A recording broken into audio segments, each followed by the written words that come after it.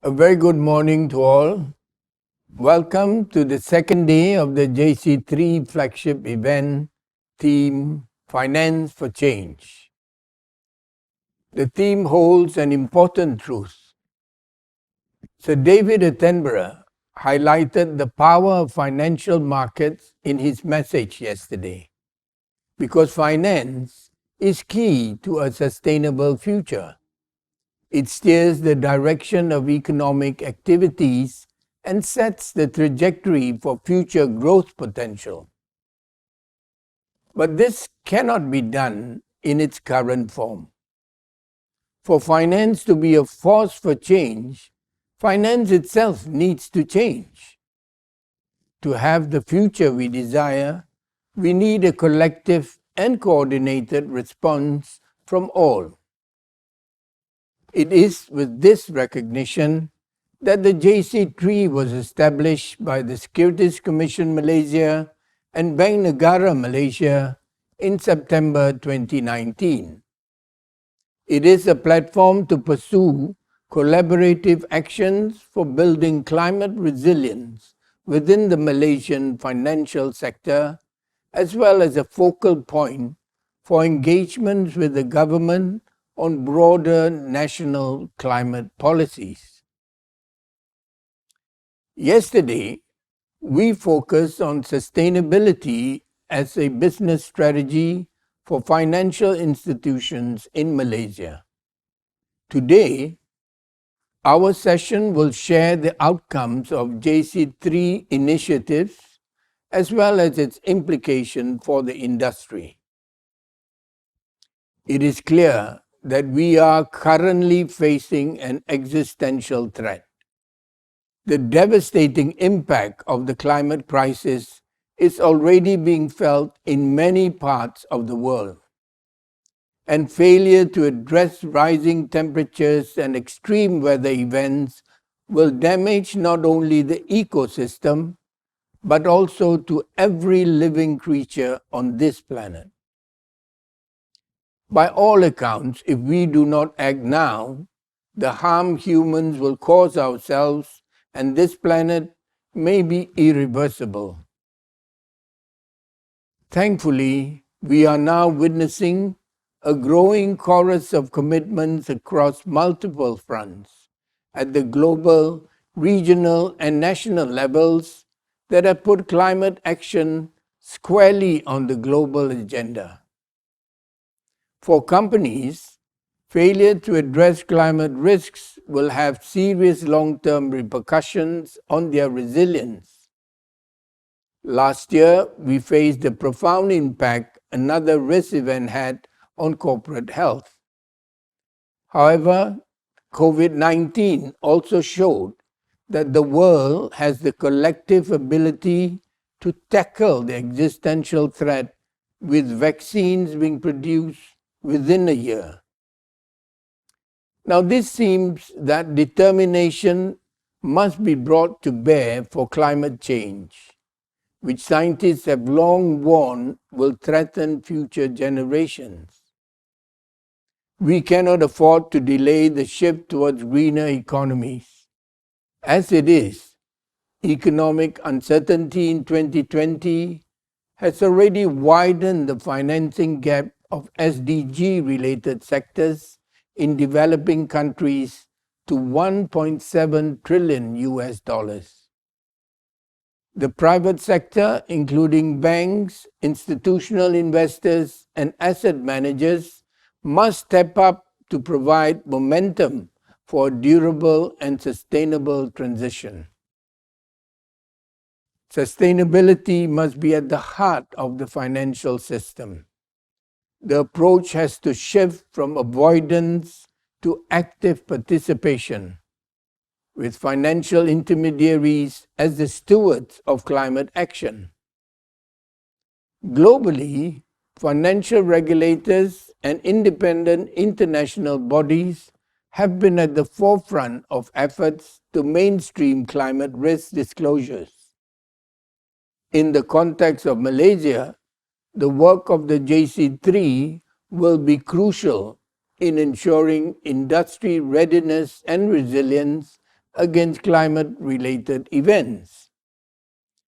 Recognizing the urgency, the JC3 has intensified its initiatives to secure an orderly transition to a carbon-neutral and circular economy. Today, we will hear, among others, insights about how climate change and principle-based taxonomy can help the finance industry manage the risks posed by climate change. We will also learn more about sustainability risk disclosures and practices have evolved. Greater adoption of these and recommendation of the Task Force on Climate-Related Financial Disclosures would be a game changer for the Malaysian financial industry moving forward. It is vital for the financial and capital market to assist businesses in their sustainability journey as well as lead the nation's sustainability agenda. Therefore, financial intermediaries must take it upon themselves to identify and enable conditions for innovation in sustainability-linked products and solutions to thrive. Market-based instruments such as green, social, and sustainability bonds and sukuk also provide opportunities for investors to participate in this emerging asset class. Tomorrow, we will hear more on how the private sector can adapt to growing investor expectations and changing ESG requirements. Ladies and gentlemen, green practices should no longer be viewed as a cost of doing business. Rather, they must be seen as an essential component of a sustainable businesses. Management and boards cannot afford to ignore this reality. Recently, our Code on the Malaysian Code of Corporate Governance, or the MCCG, was revised to encourage companies to address sustainability risks and opportunities in an integrated and strategic manner. While there is no explicit requirement for boards to set net zero targets, the MCCG highlights increasing stakeholder expectation for more action, including lowering carbon emissions. Moving forward, adoption of MCCG 2021 as well as board buy-in will be crucial to meaningfully shift the needle towards reliable environmental and sustainability risk reporting. Correspondingly, domestic intermediaries must be ready to fight against the climate change.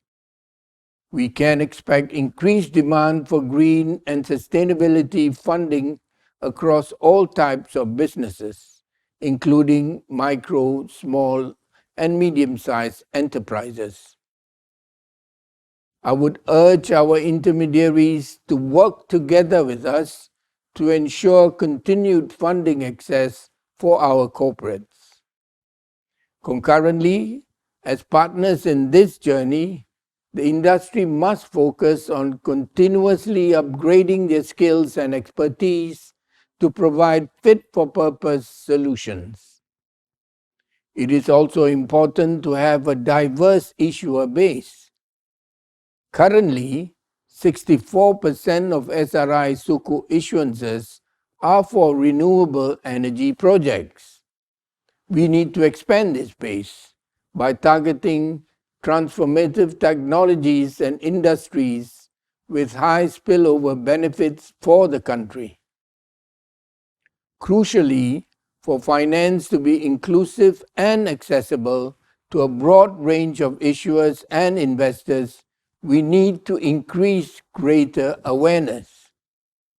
And towards this end, Capital Market Malaysia has established 3 centers of excellence to inculcate the principles of sustainability in the wider ecosystem.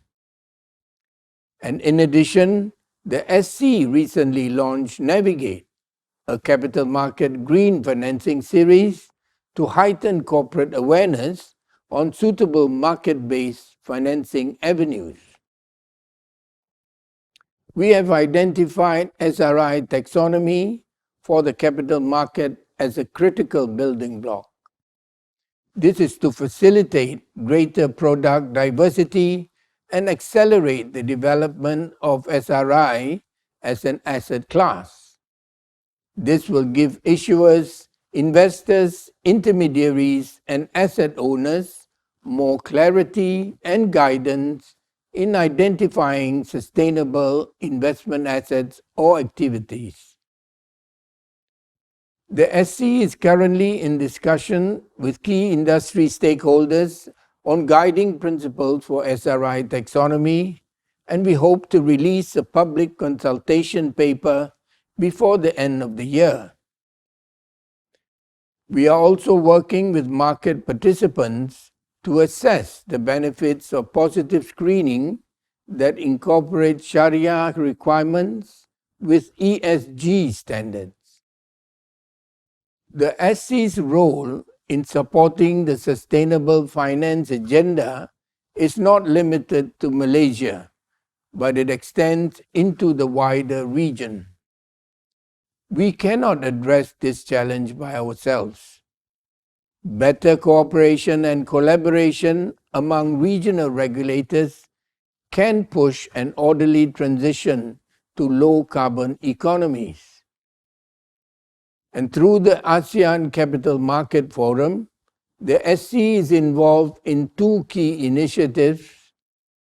The first being the ASEAN Taxonomy for Sustainable Finance, which also involves Bank Negara Malaysia. And this seeks to identify economic activities that are sustainable and helps direct investments and funding towards a more sustainable region. The second initiative is the ASEAN Sustainability-Linked Bond Standards to provide avenue for issuers to raise funds to meet sustainability targets. Ultimately, the goal is to reshape the fundamental of finance to create a better and more inclusive future for all. And in doing so, the economy can emerge fitter and stronger in the post-COVID landscape.